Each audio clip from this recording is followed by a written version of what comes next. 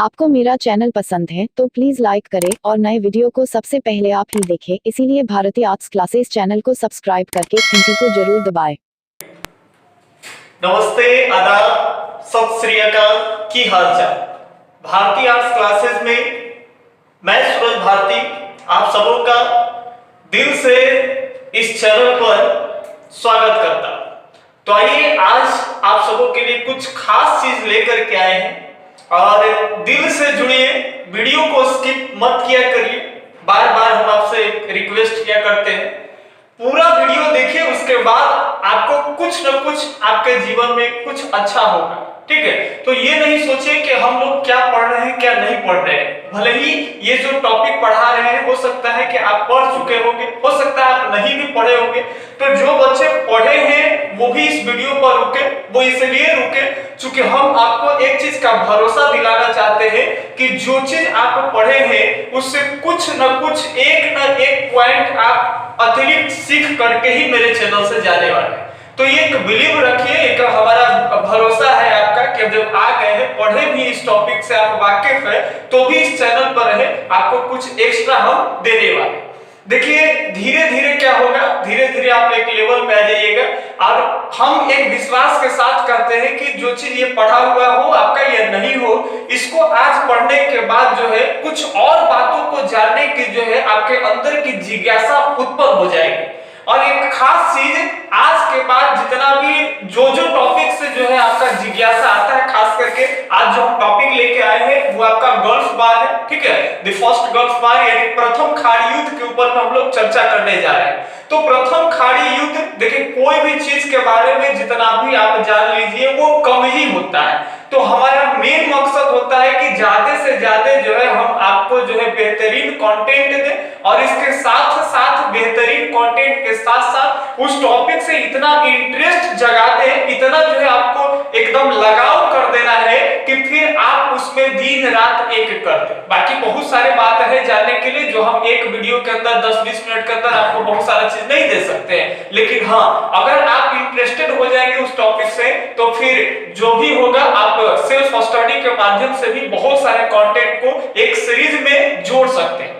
तो आइए बिना समय गवाए हुए जो है हम लोग वीडियो के ऊपर में देखते हैं, इस टॉपिक के ऊपर में देखते हैं। ठीक है, लेकिन एक छोटा सा यही रिक्वेस्ट रहेगा कि अगर भैया इस टॉपिक में अगर आपका इंटरेस्ट लगा तो इस वीडियो को बंद करने के बाद, पूरा देखने के बाद उससे संबंधित बहुत सारे चीज जो है आप बुक वगैरह में स्टडी करें। वो इसलिए करेंगे क्योंकि अगर अभी कुछ चीज समझे हैं, अभी इंटरेस्टेड है तो उस चीज के बारे में और जानने का दिल करे। कुछ दिन हो जाएगा, गुजर जाएगा तो फिर उससे रिलेटेड पढ़ने पर मजा भी नहीं आता है उतना जितना आज जो है इस वीडियो को देखने के बाद उस टॉपिक के बारे में कुछ एक्स्ट्रा सोचेंगे। क्योंकि मेरा पहला मकसद है कि हमारे चैनल से जब आप जुड़े हैं तो किसी भी चीज को फीलिंग के साथ पढ़ें और फीलिंग के साथ पढ़ने के बाद हमारा मेन पर्पस होता है आपके थिंकिंग के ऊपर में कि आपका थिंकिंग पावर जो होना चाहिए वो बहुत बेस्ट होना चाहिए।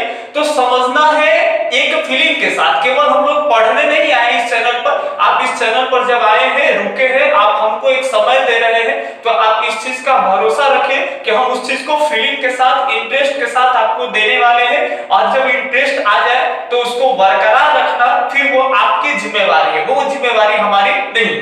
होता है कि जैसे अगर एक प्रेमी एगो प्रेमिका के बीच में अगर बढ़िया सा संबंध चल रहा है, आप कुछ दिन अगर प्रेमिका के दूर छोड़ दिए, लगैले है कैसहू माने कंट्रोवर्सी कुछ भी उत्पन्न हो रहा है, आप उसको जो है झुक झाक कर करके मना ले रहे हैं तो ठीक है, रिलेशन चलते रहे।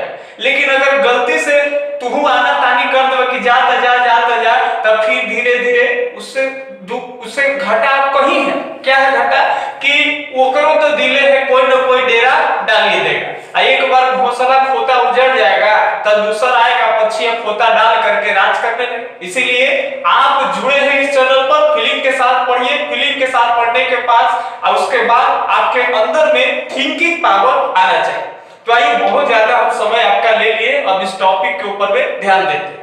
सबसे पहले अगर बात कर दे तो आज के इस लेक्चर में हम लोग देखने वाले हैं खाड़ी युद्ध के बारे में, हम आप लोग को बताने वाले हैं। और खाड़ी युद्ध को जानने से पहले आप अगर आपका समय बर्बाद ना हो तो हम एक छोटी सी चीज को समझा ले, उसके बाद से बेहतरीन ढंग से आपको खाड़ी युद्ध के बारे में जो है अच्छे खासे रोचक के हिसाब से जानकारी भी मिलेगी और अच्छे भी एक तरह माइंडसेट जो है ना दिमाग अपना एकदम सेट कर लेगा सीरीज से। तो खाड़ी युद्ध को पहले पढ़ने से पहले जानकारी होना चाहिए इराक और ईरान के बीच जो युद्ध हुआ उसको जानना बड़ा ही जरूरी। एक ओवरव्यू में अभी हम बता दें तो खाड़ी युद्ध किसके किसके बीच होगा, तो खाड़ी युद्ध इराक और कुवैत के बीच होगा। अभी नक्शे पर हम लोग एक्सप्लेन करेंगे। तो ये हम मोटा मोटी बात कर ले कि ईरान कहाँ है, तो ये देखिए, ये मोटा मोटी देखिए तो हमारा ये इंडिया है और इंडिया के उत्तर पश्चिम साइड में जाएंगे तो हम लोग यहाँ एक नक्शा बनाए हैं। उत्तर पश्चिम में जैसे ही जाते हैं तो मेरा एक बगल का पड़ोसी देश पाकिस्तान मिलता है। पाकिस्तान के ऊपर में जाएंगे तो यही जो भाग आप लोग देख रहे हैं ये अफगानिस्तान है और अफगानिस्तान के नीचे का ये जो क्षेत्र है और कुछ पाकिस्तान का जो इधर का क्षेत्र जुड़ता है, इधर वाला जो क्षेत्र है ये जुड़ करके और यही जो है आगे बढ़ के ईरान होता है। और ईरान के जब आगे बढ़ेंगे उत्तर पश्चिम साइड में तो ईरान से सटे हुए एक देश है जिसको कहते हैं हम लोग ईरान। गौर से सुनिएगा इस चीज को। हम लोग जैसे उत्तर पश्चिम की ओर बढ़ेंगे भारत से तो ये इंडिया है, इधर से हम लोग इधर की ओर बढ़ेंगे उत्तर पश्चिम। इसी को क्लियर कट यहाँ समझाने का प्रयत्न हमने किया है कि ये इंडिया है। उत्तर पश्चिम साइड में जब जाएंगे तो हमारा ये पाकिस्तान मिलेगा, पाकिस्तान के आगे जाएंगे तो अफगानिस्तान मिलेगा, अफगानिस्तान के आगे ईरान है और ईरान के बाद जो है इराक है। ठीक है, तो ये जो आप क्षेत्र देख रहे हैं, कुछ और भी अगर बगल की बात करें तो इराक के बगल में ही जो है ये एक देश है जिसको कहते हैं कुवैत। याद रखना है, क्या कहते हैं, कुवैत कहते हैं। और ये ऊपर में अगर इराक के इधर में बात कर ले तो इधर जो है आपको वर्ल्ड मैप में सीरिया मिलेगा। अब एक खास चीज हम आपको बताना चाहते हैं कि ये जो इसका भौगोलिक क्षेत्र देखिए इराक और ईरान का, तो इधर इराक ईरान के नीचे में जो बीच में जो देख रहे हैं इधर से इस तरह से हम दर्शाए हैं, ये आपका अरब सागर है, अरेबियन सी। तो ये अरेबियन सी है, अरब सागर, और इसके कुछ भाग जो है इधर ये बीच में गैप है। क्योंकि ये जो आप पोर्शन देख रहे हैं ये सऊदी अरब, ठीक है, तो ये देखिए आप गौर से, ये सऊदी अरब, उसके ऊपर में कुवैत, इधर इराक और इधर में ईरान और नीचे में समुद्री वाला भाग है। अब ये जितना भी आप कंट्री देख रहे हैं भारत के उत्तर पश्चिम की ओर जितना भी आपको देश आगे बढ़ रहे हैं तो मिल रहा है, तो ये सब के सब एक जो है इस्लामिक कंट्री है। याद रखेंगे, सब कैसा कंट्री है, इस्लामिक कंट्री। ईरान बात कर लीजिए, पाकिस्तान है, अफगानिस्तान है, इराक है, कुवैत है ना, सऊदी अरब है, ये सब इस्लामिक कंट्री है। अब यहाँ मामला क्या हुआ था, इस चीज को समझिएगा। आपके जीवन में भी इस तरह के लोचे होंगे, इसको समझने के बाद वो जीवन में आपके जो लोचे आएंगे वो हमेशा के लिए खत्म हो जाएंगे। एक अनुमान लगेगा कि हमको क्या करना है, यही चीज है। देखिए, कहने का तो ये पॉलिटिकल है, लेकिन जब पढ़ाएंगे तो आपको एक इतिहास के जैसा जो है मजा मिलने वाला है। क्योंकि पॉलिटिकल कहते हैं किसको, तो कई लोग जो होते हैं, कई बच्चे के दिमाग में जैसे ही पॉलिटिकल की बात करते हैं तो उनके दिमाग में एक ही चीज चलने लगता है, देश का संविधान वगैरह, मंत्री एमएलए, ये यही चीज पर नहीं होता है। पॉलिटिक्स उसको कहते हैं, राजनीति उसको कहते हैं कि जहां दो आदमी आपस में मिलजुल के न रहे। वो हर क्षेत्र में, हर फील्ड में वो चीज पॉलिटिक्स कहलाता है, राजनीति कहलाता है, जहां दो आदमी कभी आपस में मिलजुल के नहीं रहते। अगर मिलजुल के रह रहे तो राजनीति का कोई डेरा वहां है ही नहीं। राजनीति का डेरा कब आ जाता है, पॉलिटिक्स का डेरा कब डलाता है कि जब दो आदमी के बीच में अलगाववाद उत्पन्न होना शुरू होता है। हर एक आदमी अपने बातों को ही मनवाने के लिए जो है दबाव डालता है, संघर्ष करना शुरू करता है, एकदम झगड़ा झगड़ी करना शुरू कर देता है। यानी हर वो चीज पर वो तैयार हो जाता है, झुकने से, गिरने से, उठने से। यानी एक बात बोले, एक सेंस में अगर हम लोग देखें 100 बात के एक बात, तो दो आदमी एक साथ नहीं रहता है, मिलजुल के नहीं रहता है। जैसे अगर आप कोई फील्ड में ले लीजिए, अगर आप एक व्यापारी होंगे तो देखिएगा आपके फील्ड में कोई ऐसा व्यापारी होता है जो आपसे संघर्ष करता, सोचता है आपसे ज्यादा का हम जो है ट्रांजैक्शन वगैरह करे, ज्यादा हम व्यापारी आपसे करे। उसी तरह से हर फील्ड में मिलेगा, हर काम को करने में जो होंगे हर तरह के व्यक्ति उत्पन्न होंगे जो आपसे आगे बढ़ने के लिए सोचेंगे, और आप आगे बढ़ रहे हैं तो टंगरी खिंचहू वाला मिलेंगे। तो ये जो टंगरी खींचा खींची का जो दौर आ रहा है ये पॉलिटिक्स है। तो यहाँ भी वही सेम चीज हो रहा है वर्ल्ड में कि वो देश बढ़ रहा है तो वो ओकरा लड़वा दे रहा है, वो ओकरा ससा दे रहा है, खींच दे रहा है, टंगड़िया बढ़ ही नहीं दे रहा है, तो इसको भी पॉलिटिक्स कहते हैं। अब बात को समझिएगा गौर से आप कि यहाँ जो हम आपको समझा रहे हैं कि इराक है ईरान, ये दोनों के बीच युद्ध हुआ। याद करना है आपको 22 सितंबर 1980 ईस्वी से युद्ध शुरू हुआ और ये चला कब तक, तो 20 अगस्त 1988 ईस्वी तक चलते रहा। और इस समय कहते हैं कि इराक के राष्ट्रपति सद्दाम हुसैन जो थे, सद्दाम हुसैन के हाथ में ही इराक का मेन बागडोर था। अब बात को गंभीर से समझिएगा, इराक और ईरान के बीच में गलत फैमिली उत्पन्न हो गई। ये गलत फैमिली उत्पन्न क्या हुआ, करवाया कौन, इस चीज को गौर से सुनिए। देखिए अभी जब इतना देर आप समय दे चुके हैं तो आप बिल्कुल नहीं हटे वीडियो पर से। हम आपसे बार बार रिक्वेस्ट करते हैं, कहीं तो हाथों जोड़ के हम जो है आपको रिक्वेस्ट कर लेंगे, ठीक है, लेकिन आप आ गए हैं तो आप ध्यान से सुनिए, उसके बाद बहुत कुछ सीख करके ही आप जाने वाले हैं यहाँ से। तो हम यहाँ समझाते हैं कि इराक और ईरान ये दोनों के जो सीमा है एकदम एक दूसरे से क्या है, सटा हुआ है। तो सटे हुए होने के कारण इसके बीच के कुछ ऐसे बंजर जमीन थे कि जिसमें इराक को लगता था कि छोड़ो इस बंजर जमीन पर हम क्या करें, ईरान को भी लगता था छोड़ो इस बंजर जमीन के हम क्या करेंगे। माने उसका कोई जो है, देखिए जमीन है बीच में है, लेकिन ना तो कभी जो है अपना दावा ईरान किया कि हमरे है और ना तो ईरान कभी दावा अपना किया कि हमरे है। दोनों छोड़ लेता, काहे की वजह से कोई बेनिफिट था नहीं। अगर कोई संसाधन वहां पाया जाता, उपजाऊ जमीन होता, तो उस चीज को लेकर के इराक कहता कि हमर है, ईरान कहता कि हमर।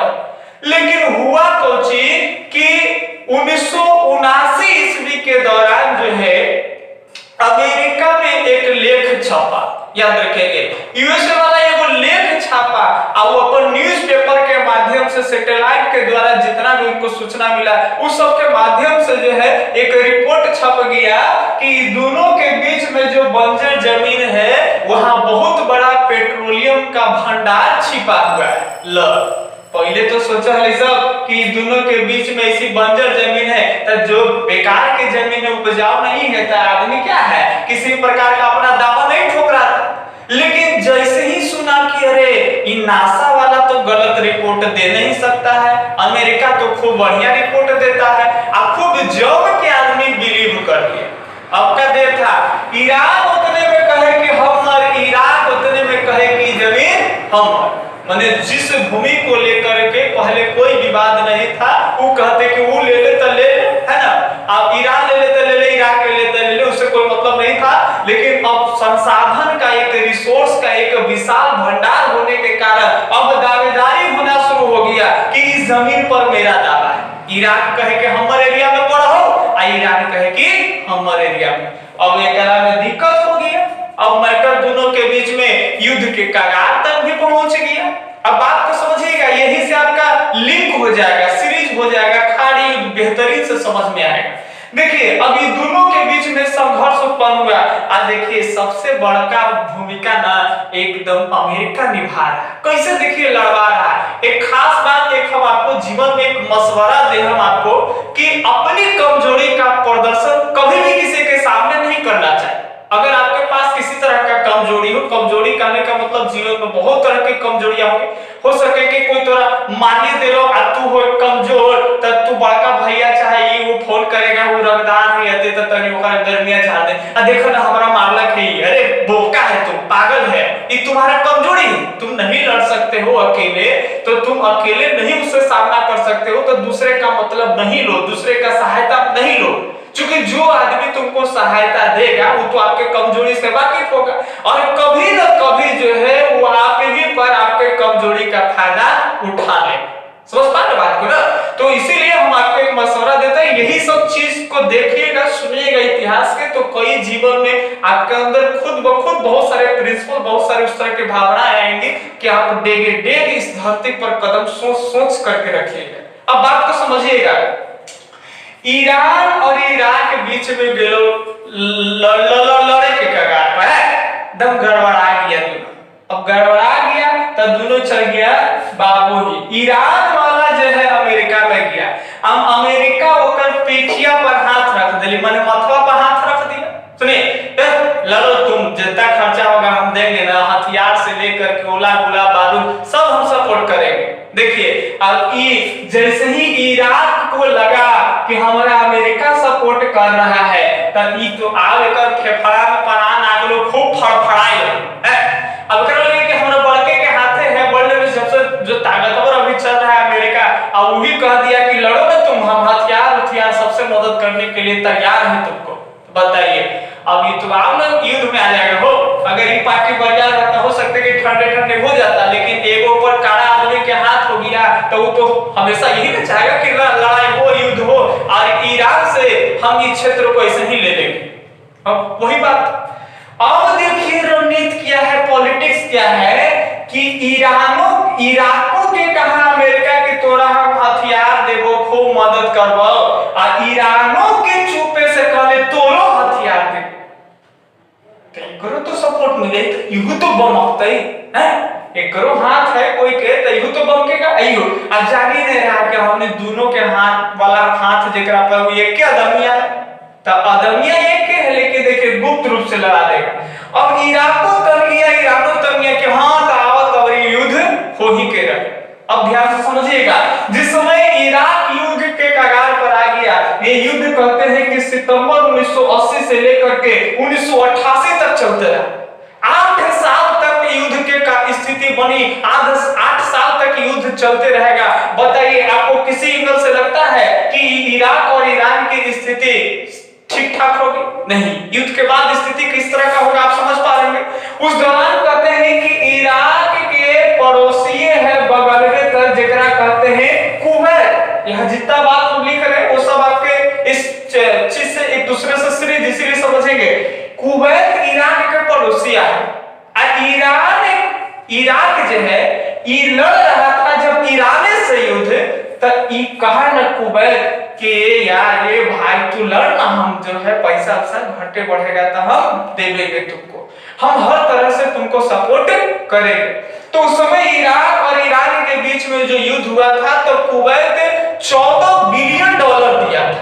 याद रखें कितना बिलियन डॉलर दिया था? 14 बिलियन। अब 14 बिलियन डॉलर कुवैत जो है इसको दिया इराक को, फोकट में अरे लोन पर दिया है, कभी न कभी फिर चुकाना है, युद्ध खत्म हो जाएगा। तो इराक को 14 बिलियन सुद समेत पैसा किसको लौटा?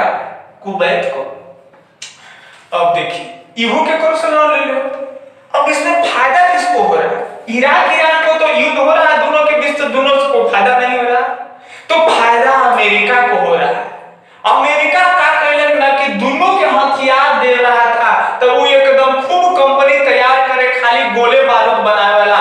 वो सोच रहा था किसी भी हाल में जो है गोला बारूद कम नहीं है, खूब देले जाना है, खूब सब लड़ते रहे। हमारा क्या है, गोला बारूद बिक रहा है तो पैसा आ रहा है ना, अपनी स्थिति तो ठीक है, तो अपनी जयजयकार है तो भैया ये सब लड़ते रहे, उससे क्या मतलब। देखिए अमेरिका किस तरह से लड़ा रहा है, इसको भी हथियार दे रहा है, इसको भी दे रहा है। अब फोकट में नहीं, हथियार के बदले खूब मालामाल हो रहा है। तब अमेरिका तो पूरा मालामाल हुए है एकदम, अब बेचारा इराक ईरान घाटा में जा रहा है। ये सोच ही नहीं रहा है कि युद्ध के बाद क्या परिणाम हमको होने वाला है। अब देखिए स्थिति गड़बड़ा गई। कहते हैं कि ये लड़ाई 28 फरवरी 20 अगस्त 1988 तक समाप्त हुआ। एक खास रीजन बता दे, युद्ध इसलिए खत्म हो गया था कि अब अमेरिका बेचारा आउट ऑफ स्टॉक हो गया। अमेरिका के पास हथियार बनाने की जो कंपनियां थी सब एकदम सरेंडर बोल दिया। अब उसके पास गोला बारूद ही कम हो गया था। अन्य तो कहते हैं कि अमेरिका आओ हथियार बना के आओ सप्लाई करती, तब ये आओ दिन तक ही दोनों लड़ते रहता पकड़ा।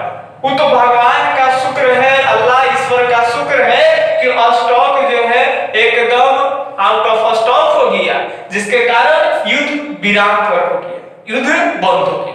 और देखिए क्या सीरीज होता है इतिहास का। अब जैसे ही ये रुक गया तब कुवैत कहा कि भैया हमारे 14 बिलियन, भैया हमारे 14 बिलियन और सूद समेत रिटर्न नहीं। इराक के तो हालत खराब, युद्ध 8 साल तक किसी देश से लड़ते रहना साधारण सा बात आपको लग रहा है? बहुत इकोनॉमी क्षति होता है, 1 महीना 2 महीना बंदी होता है या किसी से युद्ध होता है, कितने सैनिक मारा जाते हैं, कितना जो है अर्थव्यवस्था गिरावट के कगार पर आ जाते हैं। इस समय इराक के पास मंदी की स्थिति थी और खास देखिए अब कैसे हो रहा है कि इराक बेचारा बुरा हाल में छटपटा रहा था और ये कुवैत के बगल का जो पेट्रोलियम का जो भंडार था कुवैत के हिस्से में, अब ये एक तरफ ही छटपटा रहा है और कुवैत क्या कर रहा है कि उसका जितना भी पहले से लिमिट था पेट्रोलियम उत्पादन करने का, तो पेट्रोलियम के प्रोडक्शन जो है पेट्रोलियम को नीचे से कुएं से खोदाई में और प्रोडक्शन को बढ़ा दिया। तो कुवैत के पास तो पेट्रोलियम ज्यादा आने लगा, तो कुवैत के पेट्रोलियम जब ज्यादा आना शुरू हो गया तो कुवैत मार्केट में खूब ज्यादा पेट्रोलियम का सप्लाई किया। जाहिर सी बात है कि जब कोई भी रिसोर्स ज्यादा हो जाता है, सप्लाई ज्यादा होगी, तो उसके प्राइस में कुछ ना कुछ जो है वो डिक्रीजिंग आते हैं, है ना, गिरावट आ जाते हैं। तो इससे हुआ क्या कि ईरान भी पेट्रोलियम का निर्यात करता था, दूसरे देशों में बेचता था और कुवैत भी। तब कुवैत ज्यादा तेल का प्रोडक्शन करना उत्पादन करना शुरू किया, तब कुवैत मार्केट में पेट्रोलियम के रेटें घटा दिया। इराक दम फेरा में पड़ा। कैसे? ये पेट्रोलियम बेचे ना तो अच्छा दाम न मिले, आइने एकरा $14 बिलियन लौटावेला है। तब देखिए ये सोचा ना कि ऐसे नहीं होगा, अब ये कहे छोटके कबरी लपेट देते हैं, इन्हें लड़ाई लड़े तो अभी हम ठंडाए नहीं है, अबरी ठंडा देंगे कुवैत के, अबरी हम ठंडैले थे ईरान के ना, तो अबरी कुवैत जाएगा पालन पड़ेगा, हमारे से टक्कर दे रहा है ये।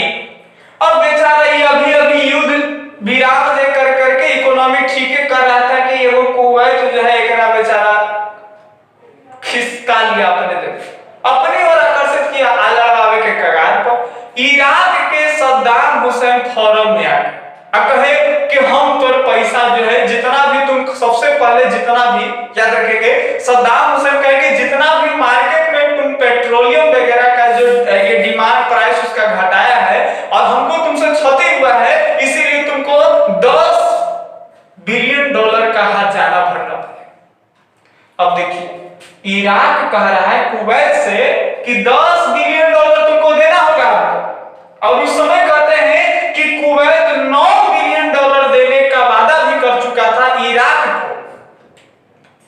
बात को समझिए, इराक मांगे के बिलियन $10 बिलियन, कुवैत कितना देने को कहा? तो $9 बिलियन देने को कहा। आखिर $1 के लिए ये फर्स्ट गल्फ वार क्यों? जब इतना हो गया तो $1 के लिए ऐसा स्थिति क्यों बना? तब फिर मौसा के हाथ रखा, देख रहे हैं ये मौसा तो सबके, फिर जो है अमेरिका कहा कि ऐसा बात ये स्थिति खराब है और तोरा से पैसा मांगेगा।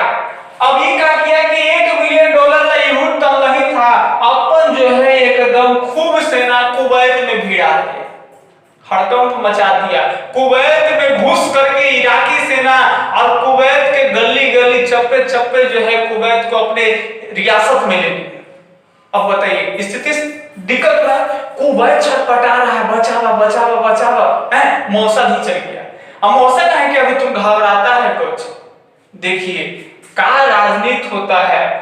अब कुवैत पर शिकंजा हो गया इराक का, और इराक से कुवैत को मुक्ति दिलाने के लिए अमेरिका एगो संगठन तैयार कर और कहते हैं कि 38 देश लगभग आकर करके इराकी सेना को कुवैत से हटाने के लिए और इराक से भिड़ने के लिए, यानी कुवैत की मदद करना और इराक से भिड़ने के लिए अमेरिका एक संगठन बनाया। उसमें 38 देश के सेना है, 38 देश मिल करके, जिसमें से कुछ देश का नाम हम लोग लिखे हैं, जैसे में कुवैत तो उस पर आफत है तो कुवैत तो रहबे करेगा। इसके अलावा भी संयुक्त अरब, सऊदी अरब, यूनाइटेड किंगडम, मिस्र, संयुक्त अरब अमीरात, फ्रांस, सीरिया बगले का है कुवैत के और ईरान के ऊपर में है, ठीक है, पड़ोसियों के तरह इराक के साथ नहीं दे रहा है। और एक खास बात कि इराक के जब वर्ल्ड में भौगोलिक स्थिति देखेंगे तो इराक के पास अपना कोई उस तरह का मार्ग नहीं बचा है कि जहां से पेट्रोलियम निकालने के बाद दूसरे देशों में जो है समुद्री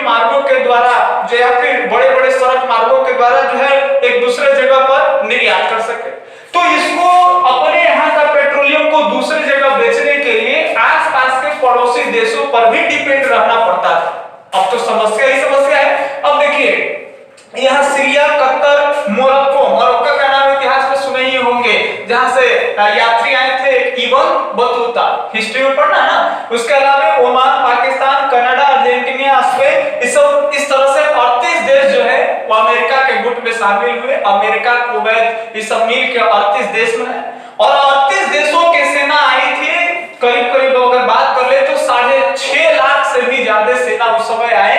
और उसमें से कहते हैं कि अमेरिका का देखिए चाल क्या था कि उस समय हम अगर लिंक करते और इतिहास को तो उस समय हम बता दें तो 1945 से लेकर के 1990 तक जो था, क्या पिछले वीडियो में हम आपको बताए हैं, जो लोग नहीं देख रहे हैं पिछले वीडियो में जाकर के देख लेंगे। अभी देखिए हम यहाँ बगल में जो ऊपर छुइएगा ना स्क्रीन में तो जो लिखा रहा तो आई आवे के टिप हो ना तो एगो वीडियो जब आपको मिलेगा, आप वो वीडियो को क्लिक करके आप देख सकते हैं। तो हमने एक वीडियो बनाया है इससे पहले कोल्ड वार पर, शीत युद्ध पर, और शीत युद्ध को समझिएगा तो आपको समझ में आ जाएगा कि किस तरह से यूएसएसआर टक्कर दे रहा था अमेरिका को। तो रूस यहाँ भारी पड़ रहा था अमेरिका पर, इसीलिए अमेरिका डायरेक्ट रूस पर वार नहीं कर रहा है, तो इस सब में मार के दिखा रहा है कि देखो हमारा वर्चस्व है, खौफ पैदा कर रहा है दूसरे देशों में, यही अपने वर्चस्व को दिखाना चाहेगा। यहाँ बात को समझिए गौर से। तो इस दौरान कहते हैं कि 1990 तक जो है शीत युद्ध का समय रहा और 1990 के बाद जो है रूस अपन साइड ले लिया है ना, सोवियत संघ का विघटन हो गया और वर्ल्ड में अमेरिकी अपने वर्चस्व को दिखा रहे हैं। अब देखिए ये अपनी वर्चस्व दिखाने के लिए पहला ऑपरेशन है अमेरिका का, इसी में पढ़ेंगे खाड़ी युद्ध में। अभी क्या किया, 38 देश के सेना लाई और एक राजनीति क्या किया कि इसमें केवल 75% जो सेना था केवल और केवल अमेरिका का था। बात को समझिएगा, 6.5 लाख से भी ज्यादा सेना यहाँ आई, यहाँ शामिल हुई और उसमें से 75% जो है यानी बोले तो लगभग 4 लाख से ऊपर भी हो जाएंगे, उतना सेना खाली अमेरिका के, अब बाकी ये सब पूंजीन देश सब मिला करके थे। अब हुआ क्या, लड़ाई की रणनीति बनी। अब ये इस युद्ध को कहते हैं खाड़ी युद्ध की संज्ञा दी गई और इसके अलावा इसको कंप्यूटर युद्ध भी कहते हैं। ये अमेरिका का राजनीति था, अमेरिका एक ऑपरेशन चलाई, इसी ऑपरेशन को कहते हैं ऑपरेशन डेजर्ट अस्ट्राम। तो याद रखेंगे अगर पूछे कि खाड़ी युद्ध से संबंधित जो ऑपरेशन है उसका नाम क्या है, ऑपरेशन डेजर्ट अस्ट्राम। जिस तरह से पाकिस्तान में घुस करके मारा ना, है ना, तो नरेंद्र मोदी वो चलाए थे, आप लोग परिचित ही होंगे, जानते करते होंगे, सर्जिकल स्ट्राइक। तो ठीक उसी तरह से अमेरिका का ये ऑपरेशन है, इसको बेहतरीन बाखूबी अंजाम दिया अमेरिका, ठीक है। तो इस ऑपरेशन को कहते हैं ऑपरेशन डेजर्ट अस्ट्राम। अब देखिए अपने वर्चस्व को दिखाने के लिए अमेरिका का पहला ऑपरेशन है। इस तरह से हम लोग वीडियो बाय वीडियो करके फिर दूसरा ऑपरेशन पढ़ाएंगे, तीसरा ऑपरेशन भी पढ़ाएंगे और चौथा ऑपरेशन, तब आपको पता चलेगा कि अमेरिका किस प्रवृत्ति का आदमी है। समझ पा रहे बात ना। तो अब याद रखेंगे अभी इस समय के जो इराक के जो राष्ट्रपति है वो कौन है, सद्दाम हुसैन है। और अमेरिका के अगर बात कर ले राष्ट्रपति के तो इस समय जॉर्ज बुश है, ठीक है। तो अमेरिकी राष्ट्रपति हो गए। अब यहाँ मामला क्या रहता है कि अमेरिका इस डेजर्ट अस्ट्राम युद्ध चला है जिसमें अपने करीब करीब जो होते हैं लगभग 70-75% के जो सेनाएं थे अपने ही सेना रखे और इसमें कहते हैं इतना भयंकर युद्ध हुआ। इनसे सद्दाम हुसैन भी फोरम में थे, यूं कहने तहां अबरी 100 जंग की एक जंग शामिल हुई। सुनिए ये कहें कि अबरी तो 100 जंगों की एक जंग साबित होकर कही रहे, यू अकेले सीना ठोक के अमेरिका से भिड़ रही है, समझना आ कुवैत के भिड़ रही है कि देखे तोरा बचावे क्या हुआ, जो मौसा तो वो मौसा से भिड़ हम तैयार। तो इराक के राष्ट्रपति सद्दाम हुसैन ने बात जबरदस्त लाइन बोल दिए कि अबरी 100 जंगों की एक जंग साबित होकर के ही रहे। मामला और कड़ा हो गया, इन्हें से ढेर बनी देश, इन्हें से कम देश बेचारा इराक को मदद करे हाल ये भी न करे, इन्हें कुवैत के ऊपर में पूरा एकदम तैयार है। तो जाहिर सी बात है कुवैत की जीत हुई। कहते हैं कि इस युद्ध में इराकी सेना इतना मराया मारल जहली ना। तो देखिए अमेरिका का क्या चाल है, अमेरिकी के सेना मारता था ना तो कैमरा ले रहा है, उन्हें दम लड़ाई चले थे लाइव टेलीकास्ट चल रहा बसी जैसे कैसे होता है मैच होता दम दिखावल गया बा, उसे ही लड़ाई दिखावल गया था पहली बार। इसीलिए तो इसको कहते कंप्यूटर युद्ध की संज्ञा दी गई थी। इस युद्ध में चारों पट्टी कैमरा चले था, वीडियो रिकॉर्डिंग में चलवा, आप युद्ध को रिकॉर्डिंग कर लाइव टेलीकास्ट अब सुनिए क्यों, क्या मामला था। अमेरिका तो पहले जा रहा है कि हम जीत रहे हैं तो अपन कैमरा भिड़े ले। आखिर ये कैमरा क्यों? युद्ध के मैदान में, युद्ध के रणभूमि में जब दो देशों के बीच में जब भयंकर युद्ध हो रहा है तो इसके बीच में इस तरह का क्या दिखाना लाइव टेलीकास्ट। तो इसका मतलब था, पर्पस था कि अमेरिका वर्ल्ड को दिखाना चाहती थी कि अमेरिका से भिड़ने का नतीजा क्या होता है। या सब देख लीजिए अपनी आंखों से, और पर एक खौफ पैदा करना चाहता था कि अमेरिका से कोई भूल चूक करके टकराए ना। तो ये अमेरिका का पहला वर्चस्व कदम, हालांकि पहली वर्चस्व नहीं है, जब परमाणु बम अमेरिका जो है मारा एकदम जापान पर, हिरोशिमा नागासाकी पर, तो उसी समय से पता चल गया था अमेरिकी वर्चस्व का। और ये अमेरिकी वर्चस्व का दाग देने वाली कुछ और भी खतरनाक था। ठीक है, तो इसमें हम आपको बताएं इसी को किस युद्ध की संज्ञा देते हैं, खाड़ी युद्ध। अब खाड़ी युद्ध क्या होता है, अब एक चीज और सेंस लगाएंगे कि ये सोचता था, इराक सोचा कि ये लड़ाई जब कुवैत से हम करेंगे तो कुवैत जो हमको इराक ईरान के पहले जो युद्ध में $14 बिलियन जो लोन कर दिया था, तो एक मारेंगे तो डॉलर माफ कर देगा।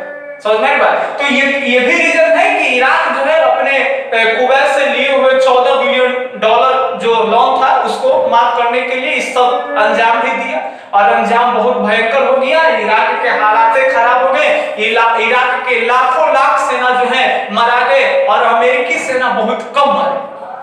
300 से 350 के आसपास में अमेरिकी सेना और लाखों की संख्या में इराक की सेना। आप समझ रहे हैं कितना फर्क है। ठीक है, तो इसीलिए अब लेक्चर ज्यादा हो गया, कुछ एक खास पॉइंट को हम एक बार फिर से समझा ले।